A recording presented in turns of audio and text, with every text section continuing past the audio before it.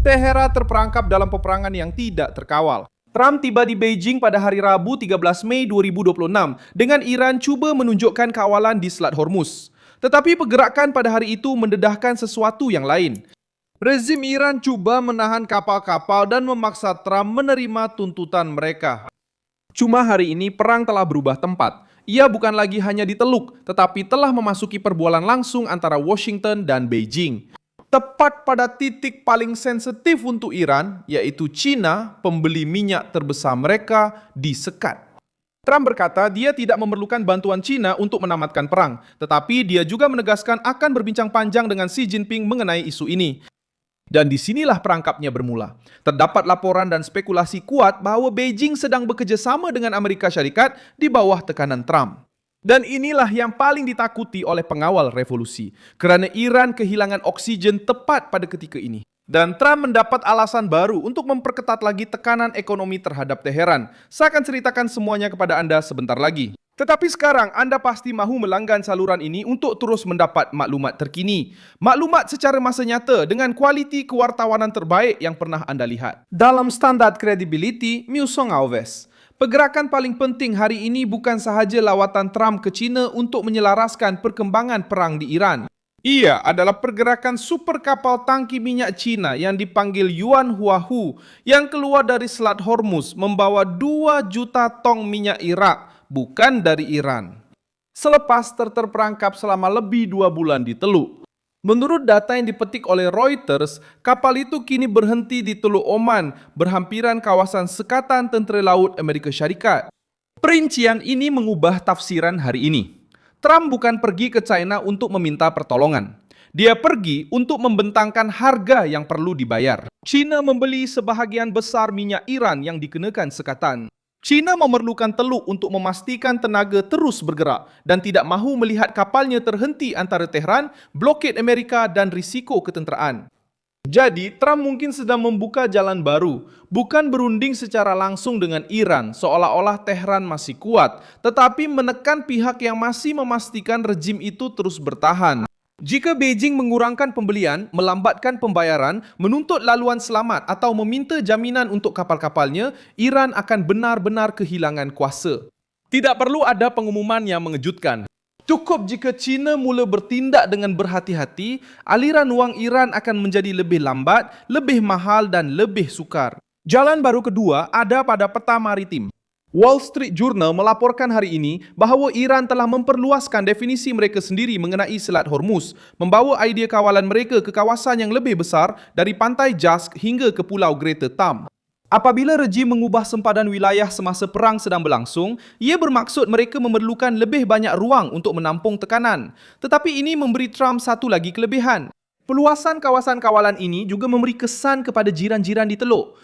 Laporan yang sama menunjukkan tuduhan dari Kuwait mengenai pencerobohan bersenjata Iran di Pulau Bubiyah dan langkah-langkah oleh Qatar untuk menyembunyikan pergerakan kapal di pelabuhan utama gas asli cecair mereka selepas serangan Iran menjejaskan keupayaan ekspor mereka. Teheran cuba menguasai suasana, tetapi ini menakutkan walaupun kepada mereka yang perlu hidup bersamanya. Ini memerangkap Iran di satu lagi medan. Jika terus menekan jiran-jiran, ia akan meningkatkan pengasingan serantau. Reuters melaporkan bahawa agensi tenaga Amerika Syarikat kini bekerja dengan andaian bahawa Selat Hormuz akan ditutup secara efektif sehingga akhir Mei. Ini bukan sekadar ramalan teknikal. Ini adalah peluru politik untuk Trump. Diplomasi juga telah terhenti dan ini memihak kepada tekanan Amerika. CBS melaporkan hari ini bahawa tentera Iran mengatakan mereka telah dilatih dan bersedia untuk menangkis serangan baru dari Amerika Syarikat sementara rundingan damai masih terhenti. Pada masa yang sama, Trump mengeluarkan kenyataan yang hampir dianggap pengkhianatan oleh media dengan mengatakan bahawa Iran sedang berjaya dalam peperangan. Kenyataan ini mempunyai berat politik. Trump sedang cuba menghalang Teheran daripada menang dalam medan persepsi. Iran telah cuba mencetuskan perang yang menghakis kekuatan. Tetapi kini perang itu mula berbalik menentangnya. Trump sebaliknya boleh membuat spekulasi terhadap 4 langkah sekaligus. Membiarkan Xi merasai beban kebergantungan China terhadap Teluk. Membiarkan negara-negara Arab mengadu tentang ketidakstabilan Iran. Membiarkan pasaran menyalahkan Teheran atas gangguan tenaga. Dan membiarkan sekatan Amerika mengetatkan keuangan rejim itu. Jumlah kematian terus menjadi beban berat dalam perang ini. Perang ini telah meragut ribuan nyawa sejak Februari, termasuk orang awam, tentera dan pejuang di pelbagai barisan hadapan. Dan ia juga telah menyebarkan impaknya ke Lubnan.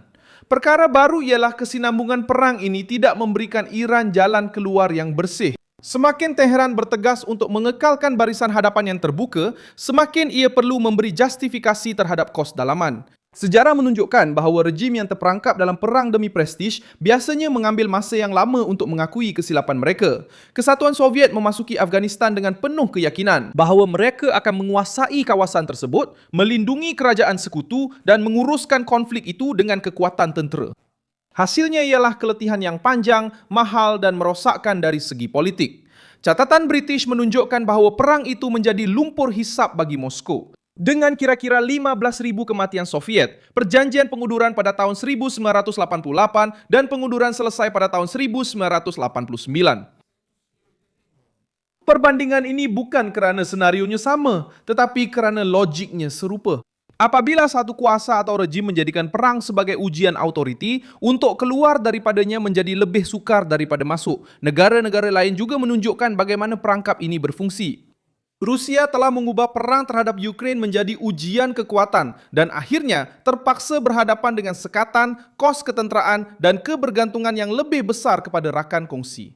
Venezuela menggunakan konfrontasi politik luar untuk cuba membenarkan kawalan dalaman, tetapi ekonomi membayar harga yang sangat tinggi dan pengasingan semakin meningkat. Syria di bawah Bashar al-Assad bertahan dengan bantuan luar, tetapi kehilangan kedaulatan sebenar kepada sekutu yang mula menguasai wilayah tersebut. Pengajaran untuk Iran adalah sangat berat. Apabila kerajaan memerlukan peperangan untuk kelihatan kuat, ia mula bergantung kepada peperangan untuk terus bertahan. Dan apabila ia bergantung padanya, ia kehilangan kebebasan untuk berdamai. Inilah tepatnya perkara yang cuba dieksploitasi oleh Trump hari ini. Dia tidak perlu berpura-pura bahawa Iran tidak mempunyai senjata atau pengaruh. Langkah paling bijak ialah menunjukkan bahawa pengaruh itu telah menjadi beban. Iran mengawal sebahagian laluan itu, tetapi kini memikul kesalahan atas ketidakselamatan laluan tersebut. Iran cuba menggunakan China sebagai pembeli penting.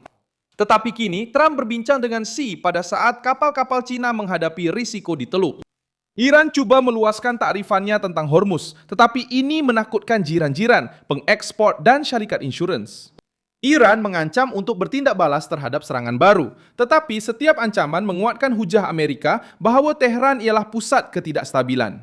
Sekarang, apa yang mungkin berlaku seterusnya? Tidak semestinya serangan segera. Jalan baru mungkin lebih senyap dan lebih berbahaya untuk Tehran. Washington mengetatkan kawalan ke atas syarikat yang berkaitan dengan minyak Iran.